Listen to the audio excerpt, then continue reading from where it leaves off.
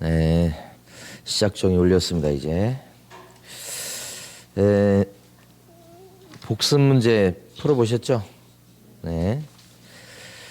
자, 1번에 보면 음주교통사고로 징역형을 선고받고 이제 좀 있으면 이제 12월 달 됐으니까 음주 단속 많이 하겠네요. 네. 형의 집행유예 기간 중인 공인중개사가 그죠? 공인중개사인 개업 공인중개사가 될 수 있느냐?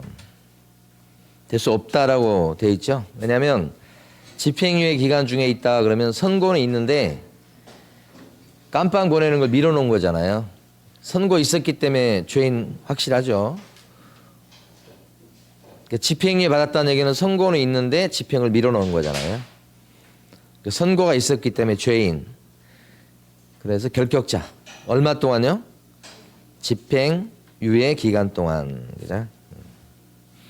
그래서 집행유예 기간 중에는 공인중개사인 개공이 될 수가 없다. 맞는 말이죠.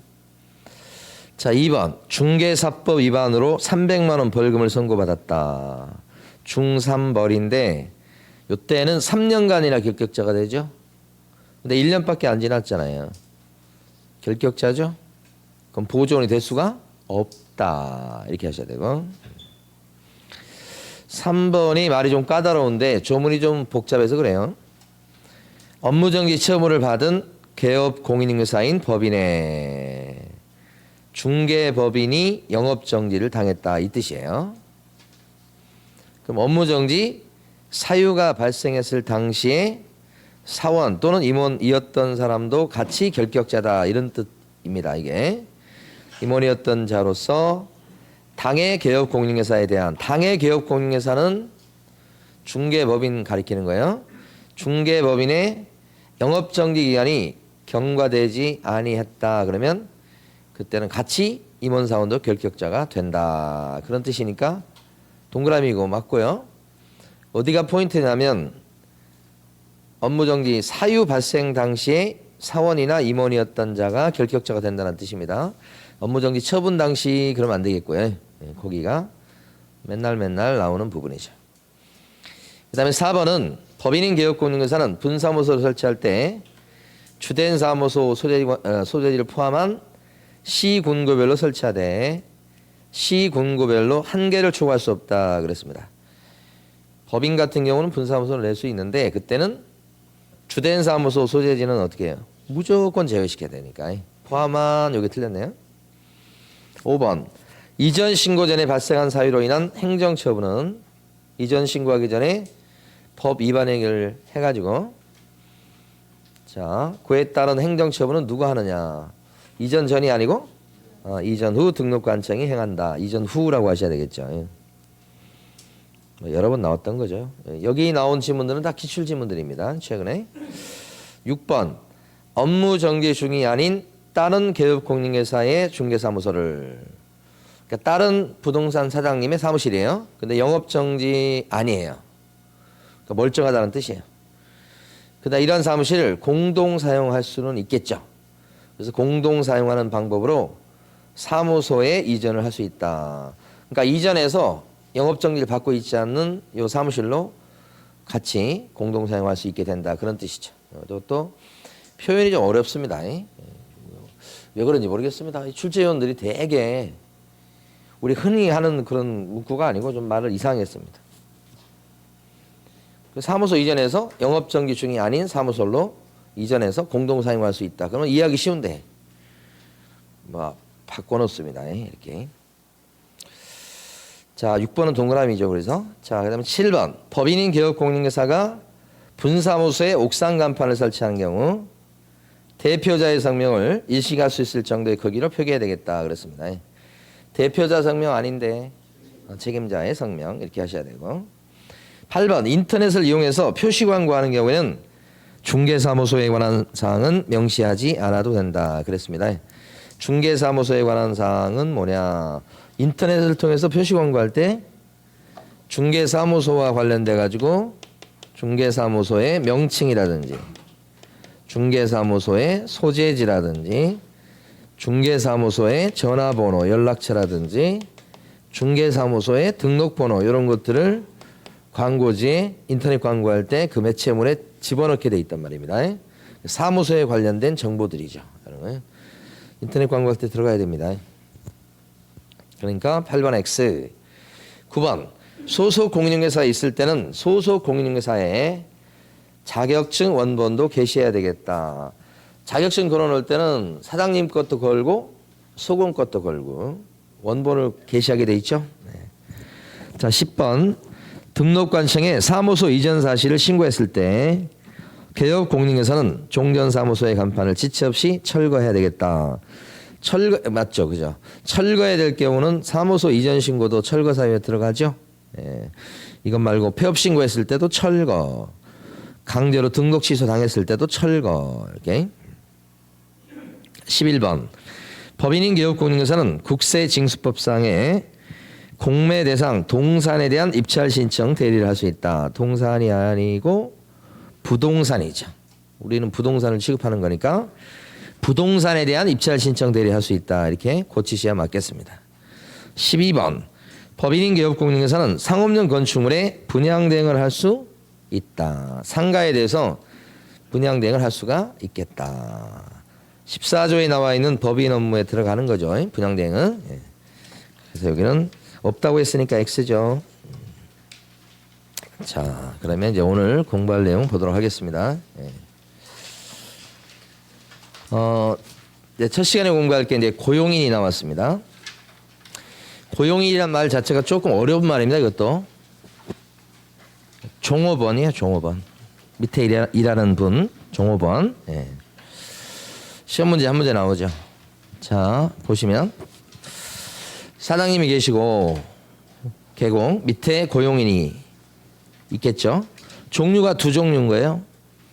고용인 중에 보면 자격증을 갖고 일하신 분이 있고 없는 분이 있고, 옛날에는 자격증 없이 일하신 분이 훨씬 많았어요. 지금 역전. 자격증 없이 일하시는 분들은 굉장히 좀 힘드셔요. 여러 가지 측면에서. 대부분 다 자격증을 갖고 있기 때문에. 자, 소속 공인중개사는 증이 있는 사람이어서 중요한 일을 해줄 수 있죠. 계약서 써줄 수 있다고요. 계약서 쓸 수 있으니까 거기다 썼다면 도장 찍어야 돼. 도장을 날인할 의무가 있으니까 그 날인할 도장을 등록까지 하도록 법이 되어 있어요. 법이. 보조원은 어떻습니까? 보조원은 증이 없는 관계로 중요한 일을 못 해주죠. 이렇게. 그러니까 계약서 못 써주니까 계약서에 날인할 의무가 있을 리가 없고, 날인할 의무가 없으니까 도장을 등록해라 그런 소리를 하지도 않죠. 그러니까 이것은 이제 자연스러운 결과입니다. 암기하거나 뭐 그럴 것도 아니고. 자, 그런데 이건 이제 기본이고, 자, 우리 사장님 관점에서 보는 겁니다. 지금 고용인이라고 제목이 달려 있지만 이 종업원 얘기를 사장님 관점에서 하는 거예요. 개업공인중개사. 자, 개업공인중개사는 밑에 있는 고용인을 쓸 수는 있다. 안 쓸 수도 있어요. 혼자 하시는 사장님도 왕왕 있잖아요. 혼자 하시면서 이제 뭐 손님들 물건 보여주러 간다 그러면 문 잠가놓고 가시고 하죠. 그러니까 혼자 하면 좀 불편한 건 있어요. 또 다른 말로 또 하면 또 걱정도 없다 그럴 수도 있어요. 밑에 직원 때문에 뭐 이런 건 없으니까. 그러니까 쓸 수 있다. 혼자 할 수도 있고 대신 책임은 져야 돼. 잘못되면. 그러니까 밑에 직원이 사고 치면 사장님 책임지시라. 이렇게 두 가지. 근데 주로 시험은 여기 위주로 나옵니다. 근데 위에 것도 같이 나올 때가 있는데 내용은 크게 이제 노란 거 위주가 두 가지가 중요한 거예요. 첫 번째, 사장님이 고용인을 갖다가 필요하다면 쓸 수 있는데 지켜야 될 것 첫 번째는 뭐냐면 이 사람이 우리 지난주에 공부했던 결격자가 아니어야 돼요. 이게 결격자에 대해서 여러분 공부하셨겠지만 대표적인 사례를 든다면 전과에 있는 사람이에요. 깜빵 갔다 온 지 얼마 안 된 사람. 어떤 사람이 막 사기 전과가 있는 사람인데 대단히 능력이 뛰어나요. 그러니까 이 굉장히 그 사람을 상대하는 능력이 뛰어나. 그 사람을 고용한다면 돈을 많이 벌겠어요. 그렇지만 결격자라고 한다면 쓸 수 없는 거예요. 쓰면 법 위반이에요. 예? 예. 그래서 첫 번째는 결격자 아닌 사람을 쓰십시오. 이렇게. 만약에 한 고등학교 한 1학년 정도 되는데 공부에는 관심이 없어요. 그런데 삼촌이 부동산 사무실을 하셔. 그런데 삼촌이 야 방학 동안에 너 할 일 없다 그러면 사무실에 와서 좀 알바나 해라. 청소도 하고 심부름도 좀 하고 이렇게. 그럼 내가 알바비 줄게. 고등학교 1학년 학생은 미성년자겠죠. 그럼 삼촌이 알바로 이제 저 조카한테 일하라고 했을 때 그 조카는 부동산 사무실에서 뭐 중요한 일을 안 해요. 청소하고 뭐 이런 일을 해. 알바로. 근무할 수 있겠어요? 중요한 일 안 하는데. 있을 것 같아요? 없을 것 같아요? 알바비로 하루에 몇만 원씩 주는데. 없다는 거예요. 없다는 거. 알바로라도 근무할 수 없다는 거예요. 결격자에서. 결격자는 쓰면 안 되는 거예요. 사장님이. 미성년자 결격자 맞죠? 그죠? 미성년자 결격자 맞잖아요. 예. 알바로라도 쓰면 안 된다. 그 다음에 이제 사장님은 만약에 쓰면 신고를 하셔야 돼. 신고 안 하면 이것도 저 법 위반이 돼요. 알바도 마찬가지입니다. 예. 근데 신고를 할 때 언제까지 신고하냐를 그렇게 잘 물어봐요. 언제까지 신고하냐면 고용되는 사람이 업무를 시작하기 전이에요. 요즘에 이제 자격증 따신 분들이 이제 한참 면접 보는 때예요. 창업하실 분은 이제 교육받는 시즌이 되고요. 예, 그래서 제가 아시는 분도 보니까 자격증을 땄는데 벌써 강남에 얼떨결에 사무실을 얻었더라고. 근데 지금 부들부들 떨고 있어. 손님이 올까 봐. 한 번도 계약서를 안 써봤는데 손님 오면 어떻게 선생님 뭐라면서. 근데 벌써 이제 한 건을 하게 됐어요. 그런데 이제 자기는 이제 손님을 붙이는 쪽이야. 좀 다행이죠. 왜냐하면 보통은 이제 물건지에서 계약서를 쓰니까 가서 이제 계약서 쓰는 거 구경하면 돼. 한 번도 안 써봤기 때문에 좀 이제 걱정이 되시는 거예요. 그러니까 그래도 첫 건이 물건지가 아니어서 다행이야. 근데 지금 5년, 10년 되는 그 베테랑 분들도 처음에는 옆에 사무실, 다른 사무실 그 사장님한테 좀 써줘 이렇게 해가지고 보통 미리 써놓잖아요. 계약서. 써줘 해가지고 계약서 쓰고 그렇게 시작했던 기억을 다 갖고 있어요. 예, 그러니까 누구나 다 거쳐야 될 그런 거죠. 그렇지만 어쨌든 본인 입장에서는 지금 뭐예요? 겁나죠. 그래서 이제 그런 것도 있고 그다음에 이렇게 취직하는 경우 많잖아요. 예, 그러면 면접을 지금 많이 보는데 만약에 출근하십시오 했다면 일하기 전까지 고용신고 하셔야 돼. 근데 출근하세요 그러면 그분 같은 경우는 다음날 와서 무슨 일을 할까요? 제일 먼저 하는 일. 모르긴 몰라도 뭐 이렇게 청소 하지 않을까요? 제일 먼저. 예, 책상이 닦아놓고 이런 거예요. 그러면 고용신고를 사장님이 하는 거예요. 언제까지 해야 돼요? 그죠? 청소하기 시작하기 전. 그걸 얘기하는 거예요. 일 시작하기 전까지 하십시오. 시험에 많이 나왔던 겁니다. 이게. 자, 그리고 만약에 잘랐을 때는 아니면 관뒀을 때는 종료 신고를 또 해야 돼. 요것은 10일 이내 하도록 돼 있어요. 10일. 그러니까 두 개가 다르죠. 그래서 시험에 많이 나왔던 내용이죠. 이걸 안 하면 어떻게 되느냐. 고용신고 안 했거나 종료신고 안 했을 때는 제재를 받습니다. 그 제재가 뭐냐면 영업정지예요. 센 겁니다. 우리 지난주에 무슨 사무소 명칭을 쓸 때 이렇게 써야 되고 안 쓰면 과태료가 대부분이었어요. 사무실에 방금 전에 우리 문제 풀 때도 나왔지만 자격증 원본을 걸어놔야 되는데 안 걸어놓으면 과태료 제일 싼 거거든. 근데 이건 업무정지예요. 되게 센 거예요. 보통 한 달 정도 때려요. 그러니까 초창기에 요게 영업정지 한 달 때려주고 이게 잘 안 지켰어요. 이런 거. 사장님들이 잘 안 지켰던 사안이에요. 그리고 이제 문제가 되는 게 보통 고용했을 때는 문제가 잘 안 됩니다.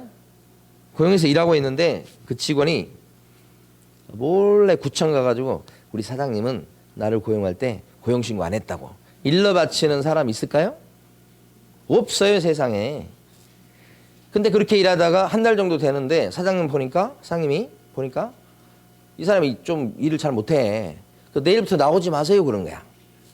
그럼 이거거든 지금. 그렇게 되면 이후에 어쨌든 간에 그런 얘기를 들으면 기분이 안 좋아. 그렇죠? 그 기분이 안 좋을 때 가는 곳이 있어. 어디를 가요? 노동청도 가고 구청도 가. 구청 가서 우리 사장님은 나를 고용할 때도 고용신고 안 했다. 그리고 나를 자르고도 종료신고는 당연히 안 했겠죠. 그래서 구청에서 전화 온다고. 아무 개를 고용한 적이 있냐고. 부인할 수 없잖아. 이랬다고 하는데. 한 달 영업장려 이렇게 나온단 말이에요. 네, 요 조심하셔야 됩니다. 예. 잘랐을 때 보통 문제가 된다. 시험에서는 2개 구별하시고. 그래서 여러분들 교재는 110몇 페이지냐면 114페이지. 가로 3번에 보시면 고용신고라고 되어 있죠. 114페이지 가로 3번. 그래서 첫째 줄 끝에 가시면 언제까지 고용신고 하시라. 업무 개시 전. 거기를 꼭 알아두시고. 동그라미 2번에 보면 두째 줄 앞쪽에 전자문서에 의한 신고도 가능하다. 그렇게 되어 있습니다. 그러니까 왜 그러냐면 일 시작하기 전, 청소 시작하기 전에 해야 되는데 걸어가서 하기는 힘들어요. 출근했어. 그러면 사장님 어떻게 해요? 막 빗자루를 들라고 그래. 그럼 어떻게 해야 돼? 잠깐 하고 컴퓨터 앞에 앉아야 되는 거예요. 그래서 전자문서로 인터넷으로 신고를 할 수 있도록 만들어 놨죠. 그러니까 전자문서로 고용신고 할 수가 있다. 예. 처음부터 이게 만들어진 게 아닙니다. 나중에 만들어진 겁니다. 이게. 자, 그 다음에 가로 4번에 동그라미 1번 보시면 고용관계 종료신고라고 나오죠. 예. 거기서 가로 4번에 동그라미 1번에 두째 줄 끝부분 고용관계 종료일로부터 언제까지 종료신고 하셔야 됩니까? 요건 10일이다. 이렇게.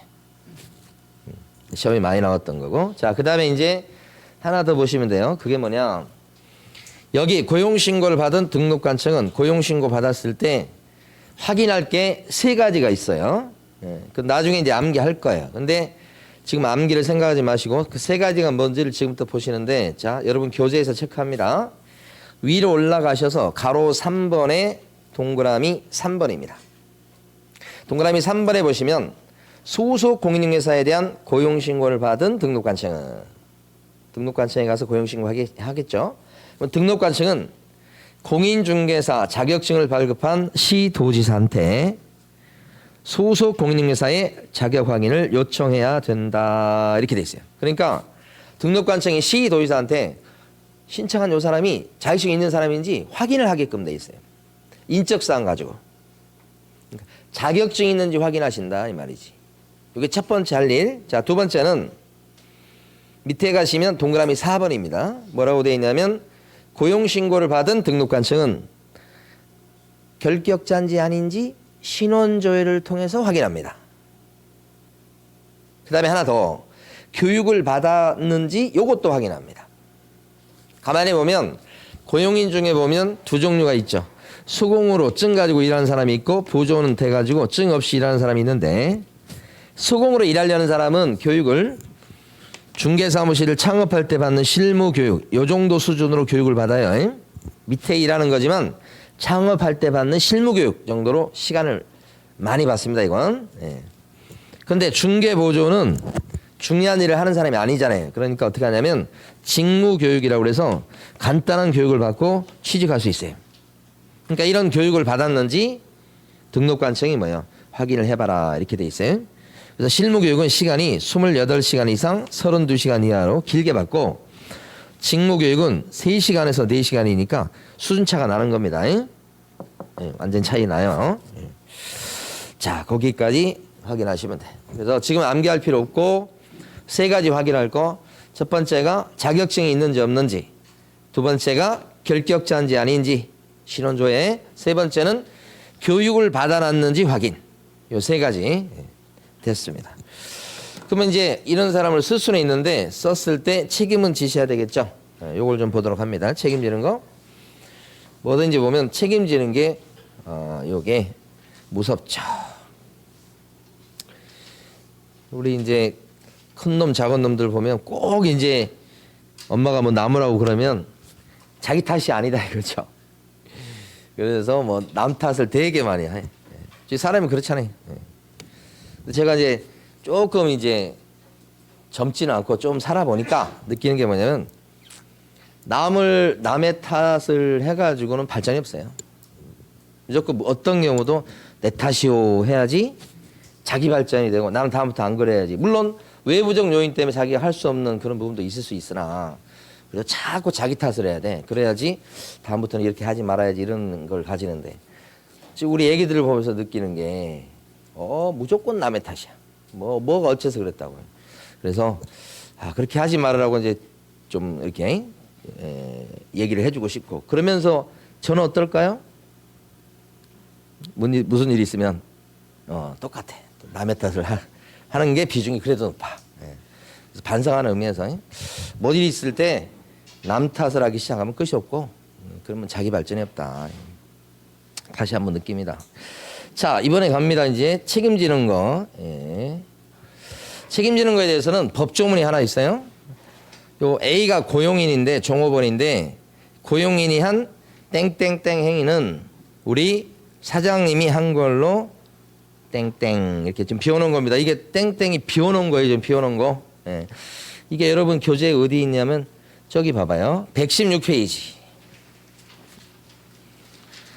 이 조문 때문에 사장님이 책임을 지게 된다. 그런데 여기서 보면 그 위에 회색 바탕 박스 요 땡땡땡 행위할 때 뭐가 들어갈까요? 종업원이 한 땡땡땡 행위는 어떤 행위요? 업무상 행위. 거기가 핵심. 업무상 행위, 영업상 행위 이렇게. 사장님이 한 걸로 뭐요? 본다 이렇게. 그러니까 사장님은 밑에 있는 종업원이 잘못해서 사고를 냈을 때 이건 사장님이 한 걸로 치는 거예요. 그러니까 사장님 책임져야지. 그 뜻이에요. 설사 사장님은 잘못한 게 없다고 할지라도 책임지라고. 법은 그렇게 하는 거예요. 대신 어떤 행위에 대해서만 사장님은 책임지는 거예요? 영업상의. 업무상의가 아니야. 책임 안 지지. 사장님 관점에서는 만약에 밑에 직원이 개인적으로 누구한테 돈을 꿨다. 그런 것까지 물어줘야 되는 겁니까? 당연히 아니지. 밑에 종업원이 저녁에 그냥 술 먹다가 다른 사람하고 싸움 붙어가지고 다른 사람을 때려가지고 피해를 줬다. 그런 것까지 물어주는 건 아니지. 자기의 영업을 위해서 일하다가 그랬을 때만 책임지는 거지. 그러니까 업무상행이다 아니다가 굉장히 중요한 거예요. 여기에 들어가죠? 책임져야 돼요. 왜냐면 이 표현 자체가 보면 본다라고 돼 있어요. 본다. 민법에서 배우셨을 거예요. 이런 게. 의제한다 뭐 이런 거 배우셨을 거야. 말 들어보셨죠? 추정한다는 말도 있어요. 그러니까 민법 총칙 뭐 하여간 법 배울 때 처음에 배우는 용어 중에 하나가 법학 개론 뭐 이런 과목에서 배운 것 중에 기초적인 말이 추정한다, 본다 이런 말이 구별이에요. 추정한다 이 말은 약한 말입니다. 대단히. 추정해. 그렇지만 다른 증거를 들이밀면 이 추정을 깨져버리는 거예요. 근데 본다 그러면요. 보기 싫어도 그렇게 봐야 돼요. 그래서 이걸 깨는 것은 거의 불가능에 가까워요. 그러니까 요 본다가 센 말이고 추정한다는 약한 말이에요. 응? 그래서 추정한다 이러면 틀린 표현이 돼요.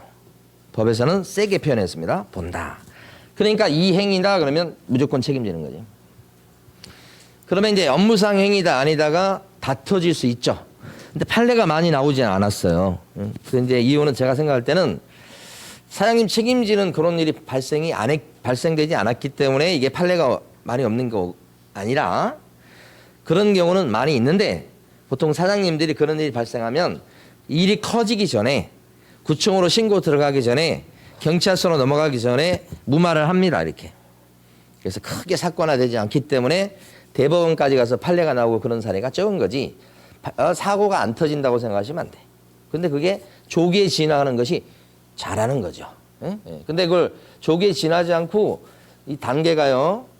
3단계로 볼 수 있어요. 첫 번째, 구청에 민원이 들어가느냐. 안 들어가게 막아야 되는 거예요. 두 번째는 구청에 민원 들어가면 그래도 거기까지는 해결할 수 있는데 경찰서로 넘어가죠. 그러면 해결이 점점 힘들어지는 거예요.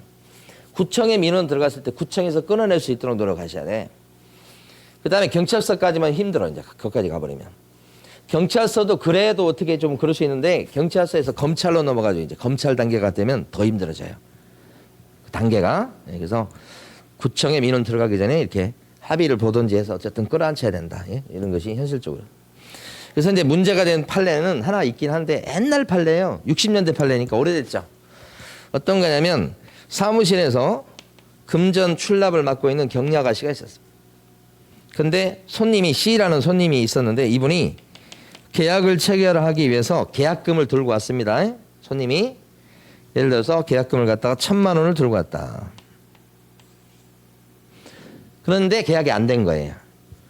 그럼 계약금을 갖고 다시 가야 되는데 요즘 분위기는 아니죠. 요즘은 뭐 누가 계약금을 들고 와 스마트폰으로 그 자리에서 그냥 이체를 해버리잖아요.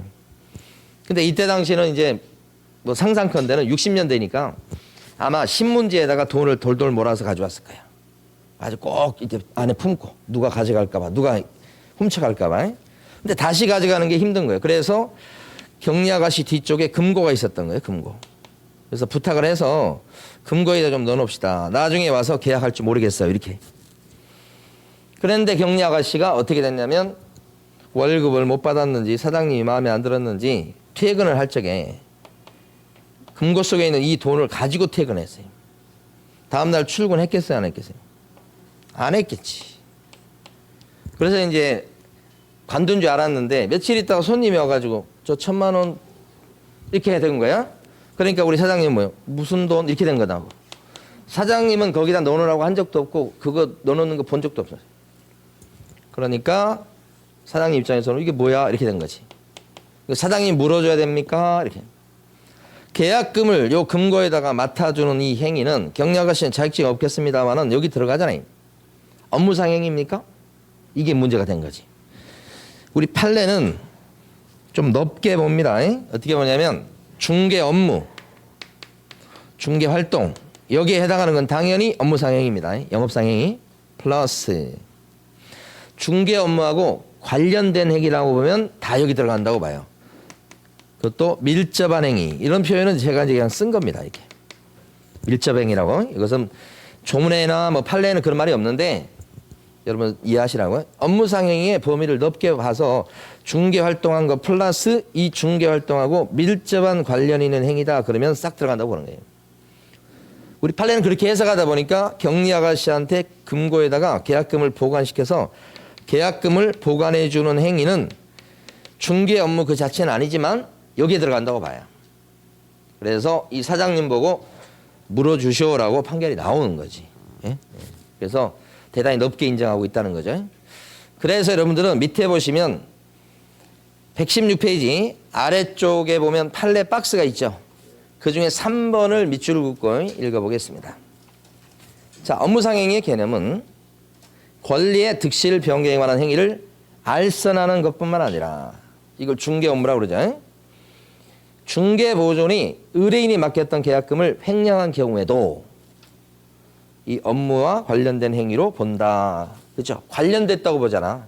제가 이제 칠판에 쓸 때는 밀접행위라고 써놨습니다만은 관련 행위 같은 말이에요. 그래서 어떤 일이 벌어지냐? 이 조문 때문에 사장님이 저 1,000만 원 물어줘야 되거든요. 자, 그래서 원래 그 1,000만 원을 가지고 도망간 사람은 누구예요? 고용인. 근데 고용인도 물어주는 거죠, 당연히. 원래. 그런데 사장님도 어떻게 해요? 물어준다 이 말이야. 그래서 방금 전에 그 조문 때문에 사장님이랑 종업원이 같이 물어주게 돼 있다 이 말이야. 같이 물어주는 걸 뭐라고 표현해요? 연대 책임이다. 이렇게 연대에서 책임지는 거다.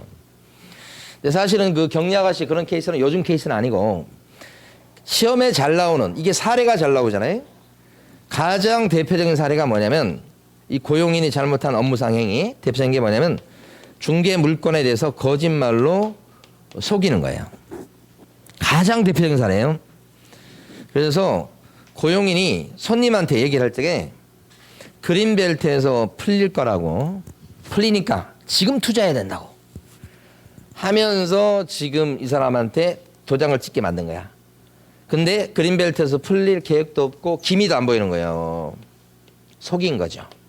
그래서 이 사람이 도장을 찍었는데 이거 나중에 알고 보니까 이게 풀릴 여지가 없고 돈이 묶였고 다시 팔라고 해도 팔리지도 않아. 그래서 손해를 봤다 이 말이죠. 이 손해 본 거에 대해서 의뢰인은 고용인한테 물어내라고 할 수 있겠죠? 이게 이거지. 고용인이 거짓말을 했으니까. 자, 그런데 이 고용인은 어떻습니까? 보통 이렇게 사고를 치면 사라지는 게 일반적이에요. 갑자기 사라져요. 나타나지 않아.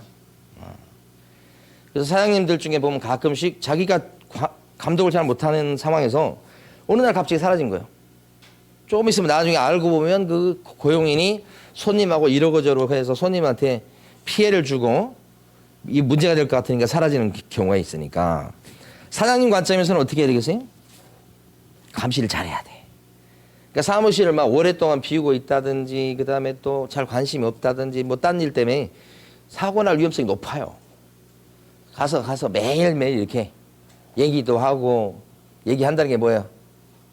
감시도 하고 이렇게 살펴봐야 일이 안 터지는 거지. 맡겨놔봐요. 일 잘한다고 맡겨놓을수록 나중에 가면 일이 터져. 옛날에 우리 합격하신 분이 사무실 차렸는데 베테랑 실장님을 구했어.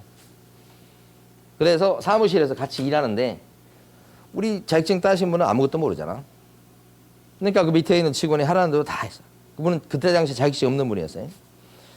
그러니까 아무것도 모르니까 하라는 대로 다 했는데 나중에 보니까 이 밑에 있는 실장님이 그 가게에 있는 물건 중에서 괜찮고 이런 것은 자기가 쫙 이러저러고 사장님 없을 때 다 해갖고 계약서 자기가 다 쓰고 사장님 도장 찍고 자기가 중개보수도 자기가 받고 좋은 건 그리고 어쩌다 한 건씩 사장님한테 보고해갖고 이건 계약됐다고 하면서 그런 것은 입금시키고 이렇게 하고 절반 이상을 자기가 빼먹어. 그 나중에 알게 됐어. 그 남자 사장님이. 결국 나중에는 자기가 이거 못하게 먹겠다고 폐업을 했어요. 폐업을 했는데 그 이제 밑에 있는 실장님이 문제지. 근데 전적으로 100% 믿으시면 안 된다. 감시를 이렇게 해도 막 그렇게 해를 끼치는데. 자, 이런 경우 손해배상 책임을 지고 보통 도망가요. 그러면 이 피해자 입장에서는 여기로 쳐들어가야 돼. 사장님 너가 물어내라. 이렇게 쳐들어갈 수 있는 근거가 아까 그 조문이야. 여기가 거짓말한 걸로 뭐예요? 본다. 그래서 물어줘야 되겠죠? 같이 물어주니까 이렇게 들어갔을 때 을이 어떻게 하냐면 왜 나한테 다 물어내라고 하냐 이렇게 얘기 못하고요. 판결 나기는 물어주라고 판결 납니다. 이쪽에만 청구해도 무섭습니다, 여러분. 책임이 무거워요. 사장님. 그러니까 개혁공인중개사가 돼서 자기 도장을 찍는다고 하는 게 얼마나 큰 책임이 뒤따른다고 하는 것을 인식을 하셔야 돼요. 그래서 이건 특히 무과실 책임이라고 그래가지고 잘못이 없어, 이 사람은. 직접 뭐 피해를 주거나 그런 거 아니잖아요. 그래도 한 걸로 보기 때문에 책임져야 돼. 무조건 책임져야 돼. 요게 손해배상 책임. 그래서 여러분 교재 보시면 제일 아래쪽에요. 116페이지 가로 2번에 민사상 책임이라고 되어 있죠. 그래서 거기 보면 동그라미 1번 제목에 연대채무. 제목만 밑줄 그으시면 돼요. 함께 물어주게 돼 있다. 그 다음에 오른쪽 가시면 동그라미 니은번 오른쪽 페이지 제일 위에 둘째 줄 한문으로 막 써졌네요. 무과실 책임이다. 무조건 책임이다. 무서운 책임이다. 그 다음에 동그라미 2번의 제목에 보면 개혁공인중개사의 구상권이라고 나와 있죠. 구상권이다. 이건 어떤 거냐면 여기서 피해 금액이 3천만 원이 돼서 3천만 원 물어주라고 판결 났어요. 사장님 보고 물어주라고? 그러면 물어줘야 됩니다. 근데 나중에라도 이 종업원을 만날 여지도 있죠. 혹시 만난다면 어떻게 해요? 내가 너 때문에 3천만 원 대신 물어줬다. 돈 내놔라 할 수 있죠. 대신 물어준 사람이 원래 물어줬을 사람한테 그 돈을 다시 받아내는 거. 이걸 뭐라고 불러요? 구상이다 이런 얘기지. 그래서 구상권을 행사할 수가 있다. 자, 근데 이론적으로 그렇다는 거고 만나는 게 거의 불가능할 거예요. 그러다 보면 거의 뒤집어 쓴다 이렇게 보시면 됩니다. 이론적으로 하는 소리요. 자, 그 다음에 지금까지 봤던 내용하고 조금 다른 측면 더 중요한 내용이라고 볼 수 있어요. 밑에 형사처벌 받는 거죠. 요거 여기 거짓말 친 것은 그대로 형사처벌 대상이 됩니다. 요게 나중에 공부하겠습니다만은 금지행위에 들어가요. 요게 거짓말하고 속인 게. 그러면 형량이 1년 이하의 징역이나 1,000만 원 이하의 벌금이야. 형량이. 그것도 저는 센 겁니다. 형사처벌이니까. 자, 그런데 우리 법에 따르면 이 사장님도 50조 조문에 따르면 벌금형으로 처벌받아요. 사장님도. 왜냐? 감독을 소홀히 했다고 그래서. 감독을 소홀히 하는 바람에 밑에 종업원이 사고 친 거 아니냐? 응? 그러니까 종업원이 이렇게 징역이나 벌금 받을 짓을 했다 그러면 사장님 당신도 책임 있는 거 아니냐? 왜 감독을 그렇게밖에 못했어? 이렇게 하는 거죠. 그러니까 벌금이야 이게. 법조문이 있을까요? 없을까요? 있는 거지. 법조문이 없는데도 이걸 형사처벌한다. 그럼 우리나라는 민주국가가 아닌 거예요. 응. 가끔 상상하는데 법에도 없는데 경찰서에서 저를 잡아가지고 너 뭐 이런 거 한 적 있지? 그래서 저를 형사처벌한다면 제가 살기 힘들 거예요. 그러니까 가끔 어떤 생각하냐면 제가 만약에 조선시대나 고려시대에 태어났다고 한다면 얼마나 살기 힘들었을까. 그죠? 그 마을의 원님이 불러다가 무조건 너 잘못한 놈이다 이렇게 해서 들교 패면 방법이 없어요. 방법이. 근데 지금 오늘날 민주국가에 살고 있는 게 얼마나 행복한지. 법에 정해놓지 않으면 처벌 못하는 거예요. 법에 정해져 있어요. 몇 조요? 50조. 거기에 밑에 종업원이 사고 치면 그래서 징역이나 벌금 받을 짓을 하면 우리 사장님도 감독을 잘못했다 해서 벌금 물린다라고 되어 있다고. 그게 뭐예요? 양벌 규정. 양벌이 뭐예요? 둘 다 벌 준다는 뜻이에요.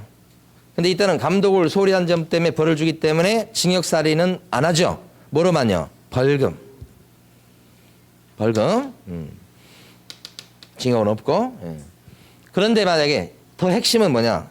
만약에 감독을 철저히 했다고 쳐봐요. 응?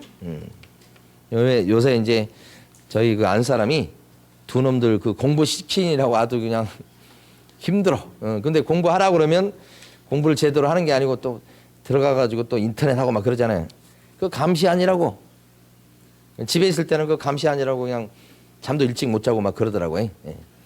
근데 만약에 감독을 할 만큼 했어. 철저히 했다고 치면 그런 경우까지 벌금을 물리면 되겠어요? 감독을 잘 했는데 감독을 소홀히 한 점 때문에 벌금을 물리는 건데 이 조문이. 그래서 감독을 잘했다고 하면 벌금으로 처벌하지 않는 경우도 나올 수는 있다. 예. 그래서 밑에 보시면 이게 엄밀하게 하면 과실책입니다. 어떤 잘못이 있는 거예요? 과실은? 잘못이죠? 어떤 실수가 있는 거예요? 어떤 과실? 감독을 소홀히 한 과실. 그죠? 그것 때문에 벌금을 물린다 이거지. 근데 만약에 노란색처럼 감독을 소홀히 한 점이 없다고 치면 그때는 벌금 물리면 안 된다. 요거죠. 예? 예, 그래서 요 아래 걸 정리해 봅니다. 예? 교재는 저기 갑니다. 118페이지. 다 했습니다. 이제 가로 4번에요. 제일 밑에 회색 바탕에 박스. 그것만 잘 밑줄 그으시면 됩니다. 예. 그러니까 우리 교재 같은 경우도 보면 계속 반복돼서 서술되어 있기 때문에 거의 같은 내용이에요. 그러니까 뭐 밑줄 그을 곳이 그렇게 많지 않아요. 50조 보시면 읽어갑니다. 소속 공인중개사, 그 다음에 중개보조원, 그 다음에 개업 공인중개사인 법인의 사원 임원이. 여기까지 끊으면 무슨 말이냐면 밑에 있는 사람이 그런 뜻이에요. 임원사원도 밑에 있는 사람이지 뭐. 그죠? 좀 간부급에 들어가더라도. 자, 임원사원이 중개 업무에 관해서, 이 말은 중개 업무 하다가 이 뜻이죠. 48조나 49조에 해당하는 위반 행위를 한 때는 48조나 49조는 우리가 공부한 적은 없어요. 그런데 그게 뭐냐? 징역이나 벌금 받을 짓을 했을 때는 그 뜻이에요. 요게 48조가 이겁니다. 3년 이하의 징역이나 또는 3천만 원 이하의 벌금. 49조가 1년 이하의 징역이나 또는 1천만 원 이하의 벌금. 이거 얘기하는 거예요. 줄이면 징역이나 벌금 받을 짓을 했을 적에는 이 뜻이에요. 그때는 자, 셋째 줄 행위자를 당연히 벌 주죠. 행위자를 당연히 벌 주고 그 밖에 사장님인 개업공인중개사도 해당 조에 규정된 뭘 때린다고요? 벌금을 때린다. 벌금형을 과한다. 벌금형의 동그라미. 징역살인 없어요. 그러니까 감독 소홀한 책임이니까 벌금 정도를 때린다 이 말이고. 벌금형 동그라미. 자, 근데 벌금도 안 받는 수가 있죠. 볼게요. 뒤에 바로 밑에. 다만 개업 공인중개사가 위반 행위를 방지하기 위해서 해당 업무에 관해서 상당한 주의와 감독을 게을리하지 아니했을 때는 그러하지 않다. 그러하지 않다가 무슨 뜻이게요? 벌금 X라고 적어놓으세요. 그러하지 않다가 뭐예요? 벌금을 물릴 수 없다. 벌금형 X 이렇게. 감독 잘했을 때는 벌금 안 받지? 뭐 이 뜻이죠. 끝. 자, 여러분 교재에서는 120페이지 보시면 예제 문제 1번이 있습니다. 예제 문제 1번을 한번 지금 풀어보시고.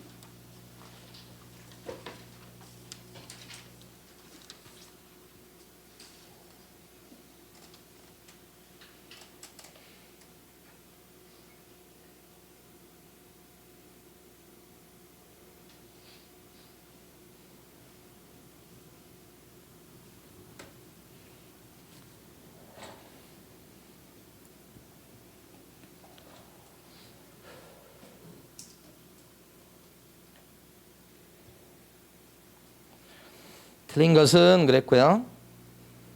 자, 1번은 보조원은 용어입니다. 용어.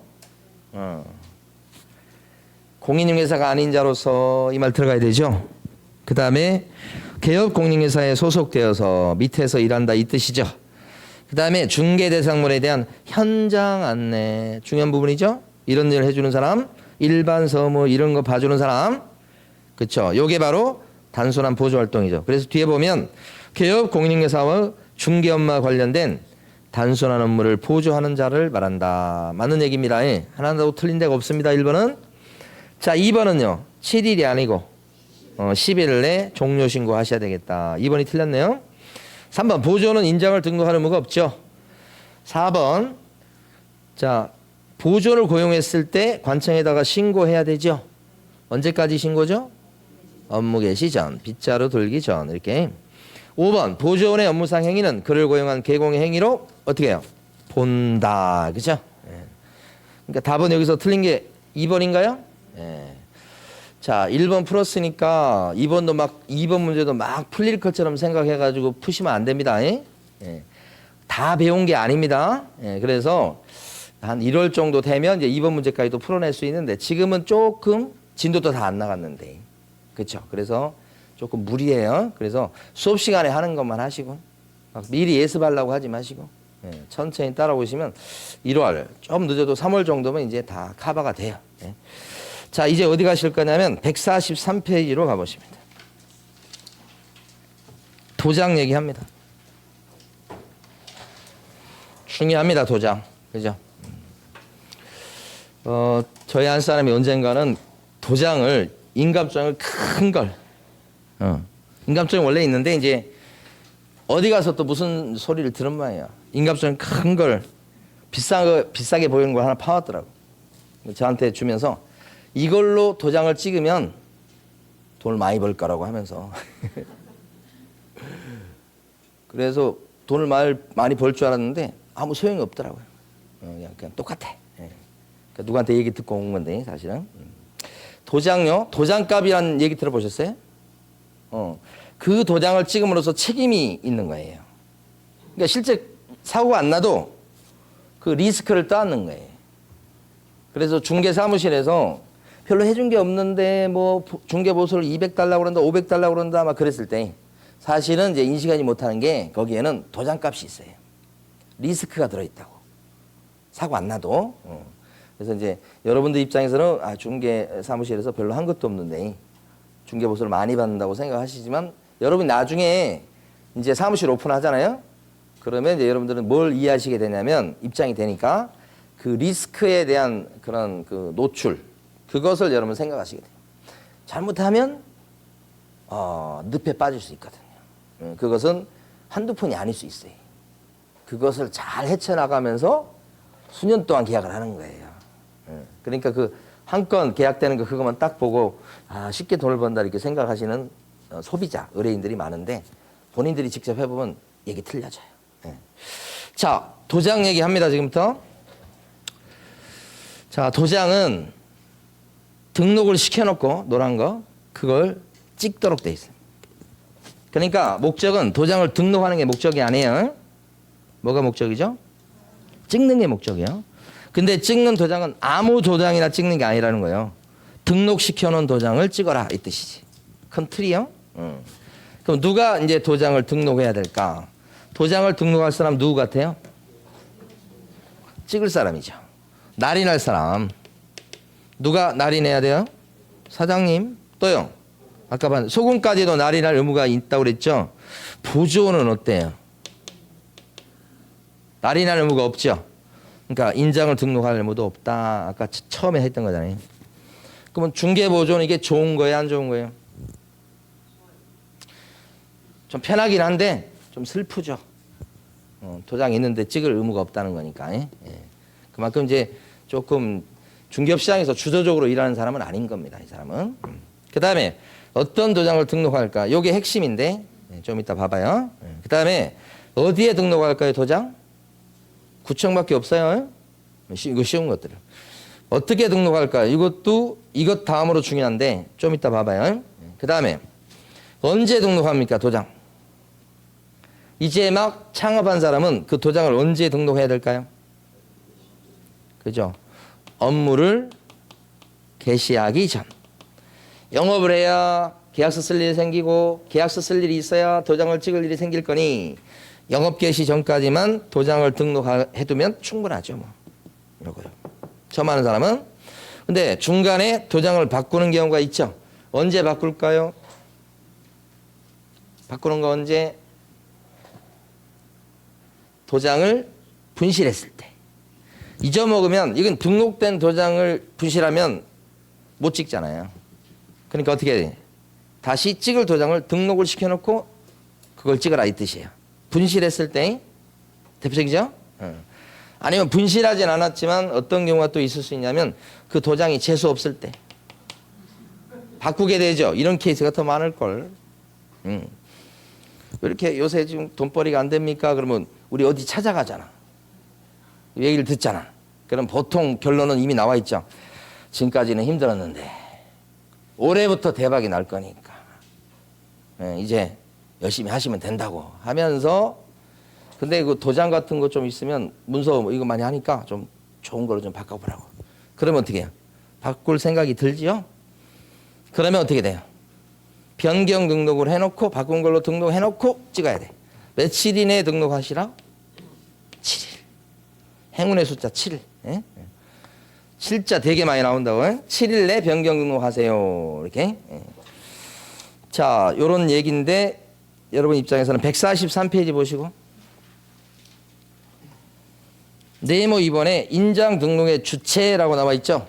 거기 첫 줄을 보시면 누가 인장을 등록해야 됩니까? 개업공인중개사하고 또 누구?